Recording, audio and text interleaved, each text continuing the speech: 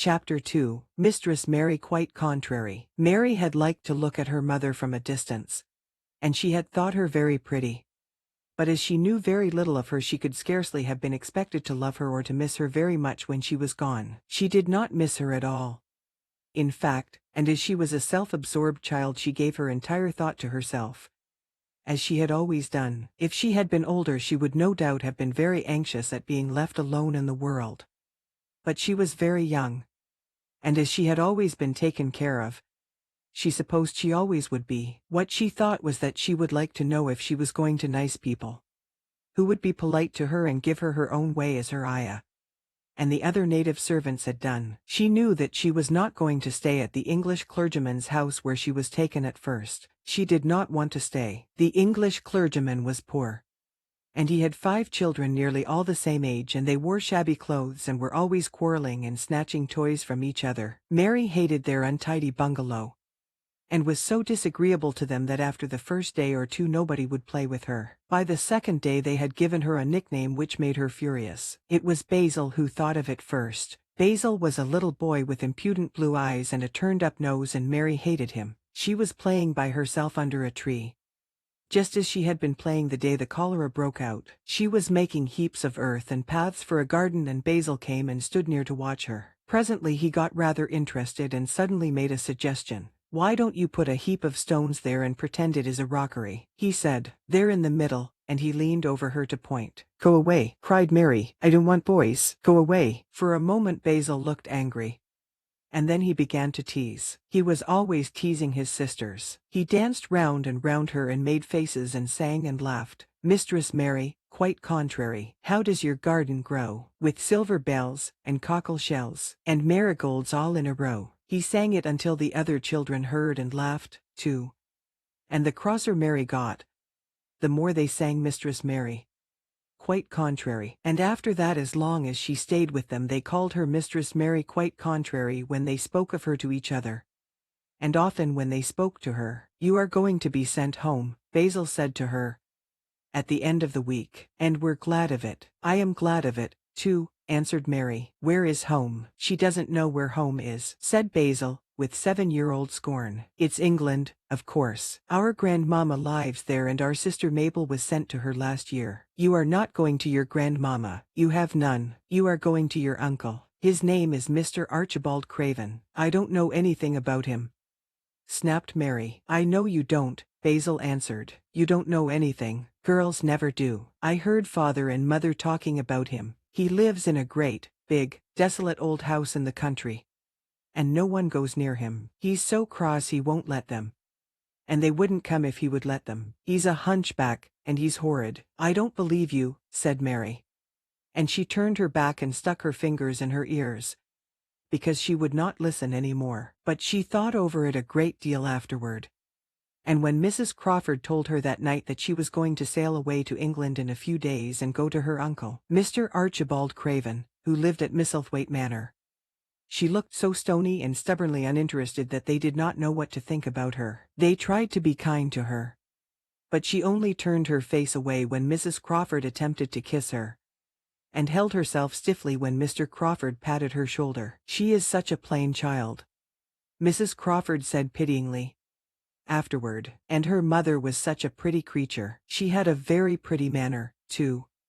And Mary has the most unattractive ways I ever saw in a child." The children call her Mistress Mary Quite Contrary, and though it's naughty of them, one can't help understanding it. Perhaps if her mother had carried her pretty face and her pretty manners oftener into the nursery, Mary might have learned some pretty ways too. It is very sad, now the poor beautiful thing is gone, to remember that many people never even knew that she had a child at all. "I believe she scarcely ever looked at," he sighed Mrs. Crawford. "When her ayah was dead there was no one to give a thought to the little thing. Think of the servants running away and leaving her all alone in that deserted bungalow." Colonel McGrew said he nearly jumped out of his skin when he opened the door and found her standing by herself in the middle of the room. Mary made the long voyage to England under the care of an officer's wife, who was taking her children to leave them in a boarding school. She was very much absorbed in her own little boy and girl, and was rather glad to hand the child over to the woman Mr. Archibald Craven sent to meet her, in London. The woman was his housekeeper at Misselthwaite Manor, and her name was Mrs. Medlock. She was a stout woman, with very red cheeks and sharp black eyes. She wore a very purple dress, a black silk mantle with jet fringe on it, and a black bonnet with purple velvet flowers which stuck up and trembled when she moved her head. Mary did not like her at all. But as she very seldom liked people, there was nothing remarkable in that. Besides which, it was very evident Mrs. Medlock did not think much of her. "My word, she's a plain little piece of goods," she said, "and we'd heard that her mother was a beauty. She hasn't handed much of it down, has she, ma'am? Perhaps she will improve as she grows older," the officer's wife said good-naturedly. "If she were not so sallow and had a nicer expression. Her features are rather good. Children alter so much. She'll have to alter a good deal," answered Mrs. Medlock. "And there's nothing likely to improve children at Misselthwaite, if you ask me." They thought Mary was not listening because she was standing a little apart from them at the window of the private hotel they had gone to. She was watching the passing buses and cabs and people. But she heard quite well and was made very curious about her uncle and the place he lived in. What sort of a place was it? And what would he be like? What was a hunchback? She had never seen one. Perhaps there were none in India, since she had been living in other people's houses and had had no ayah. She had begun to feel lonely and to think queer thoughts which were new to her. She had begun to wonder why she had never seemed to belong to anyone, even when her father and mother had been alive. Other children seemed to belong to their fathers and mothers, but she had never seemed to really be anyone's little girl. She had had servants, and food and clothes, but no one had taken any notice of her. She did not know that this was because she was a disagreeable child. But then, of course, she did not know she was disagreeable. She often thought that other people were, but she did not know that she was so herself. She thought Mrs. Medlock the most disagreeable person she had ever seen, with her common, highly colored face, and her common fine bonnet. When the next day they set out on their journey to Yorkshire, she walked through the station to the railway carriage with her head up and trying to keep as far away from her as she could, because she did not want to seem to belong to her. It would have made her very angry to think people imagined she was her little girl. But Mrs. Medlock was not in the least disturbed by her and her thoughts. She was the kind of woman who would stand no nonsense from young ones. At least, that is what she would have said if she had been asked. She had not wanted to go to London just when her sister Maria's daughter was going to be married, but she had a comfortable, well-paid place as housekeeper at Misselthwaite Manor, and the only way in which she could keep it was to do at once what Mr. Archibald Craven told her to do. She never dared even to ask a question. Captain Lennox and his wife died of the chora, Mr. Craven had said in his short, cold way. "Captain Lennox was my wife's brother and I am their daughter's guardian. The child is to be brought here. You must go to London and bring her yourself." So she packed her small trunk and made the journey. Mary sat in her corner of the railway carriage and looked plain and fretful. She had nothing to read or to look at, and she had folded her thin little black gloved hands in her lap. Her black dress made her look yellower than ever, and her limp light hair straggled from under her black crape hat. "A more marred-looking young one I never saw in my life," Mrs. Medlock thought. She had never seen a child who sat so still without doing anything. And at last she got tired of watching her and began to talk in a brisk, hard voice. "I suppose I may as well tell you something about where you are going to," she said. "Do you know anything about your uncle?" "No," said Mary. "Never heard your father and mother talk about him?" "No," said Mary, frowning. She frowned because she remembered that her father and mother had never talked to her about anything in particular. Certainly they had never told her things. "Humph," muttered Mrs. Medlock, staring at her queer, unresponsive little face. She did not say any more for a few moments and then she began again. "I suppose you might as well be told something to prepare you. You are going to a queer place." Mary said nothing at all, and Mrs. Medlock looked rather discomfited by her apparent indifference. But, after taking a breath, she went on. "Not but that it's a grand big place in a gloomy way, and Mr. Craven's proud of it in his way.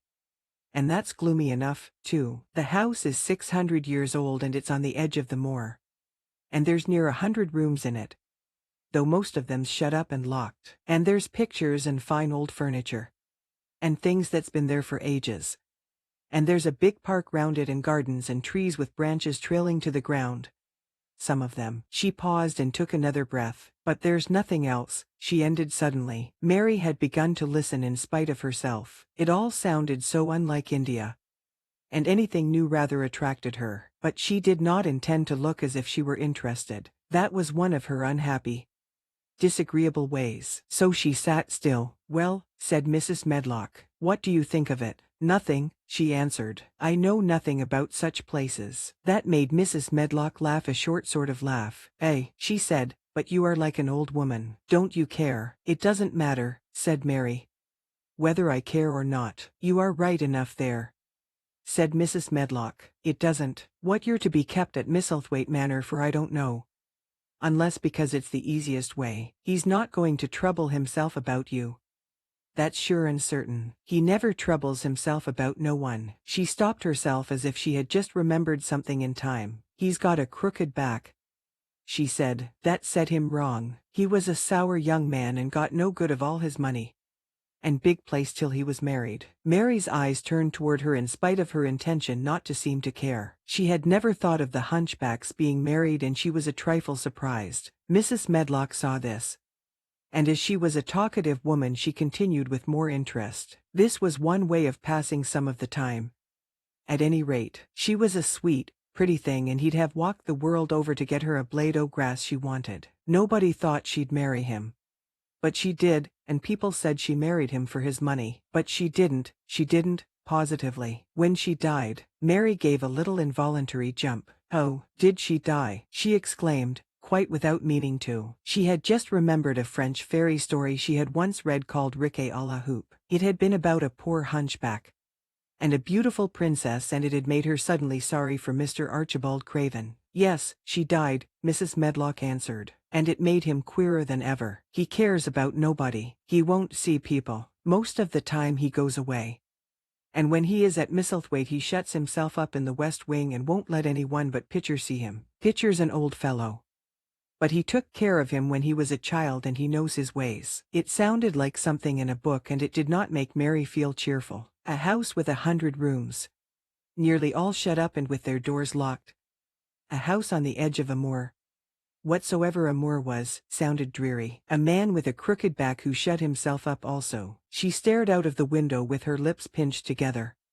And it seemed quite natural that the rain should have begun to pour down in gray slanting lines and splash and stream down the window panes. If the pretty wife had been alive she might have made things cheerful by being something like her own mother and by running in and out and going to parties as she had done in frocks full of lace. But she was not there any more. "You needn't expect to see him, because 10 to 1 you won't," said Mrs. Medlock. "And you mustn't expect that there will be people to talk to you. You'll have to play about and look after yourself. You'll be told what rooms you can go into and what rooms you're to keep out of. There's gardens enough, but when you're in the house don't go wandering and poking about. Mr. Craven won't have it." "I shall not want to go poking about," said sour little Mary. And just as suddenly as she had begun to be rather sorry for Mr. Archibald Craven she began to cease to be sorry and to think he was unpleasant enough to deserve all that had happened to him. And she turned her face toward the streaming panes of the window of the railway carriage and gazed out at the grey rainstorm which looked as if it would go on forever and ever. She watched it so long and steadily that the greyness grew heavier and heavier before her eyes and she fell asleep. Thank you. Subscribe and comment for next chapter.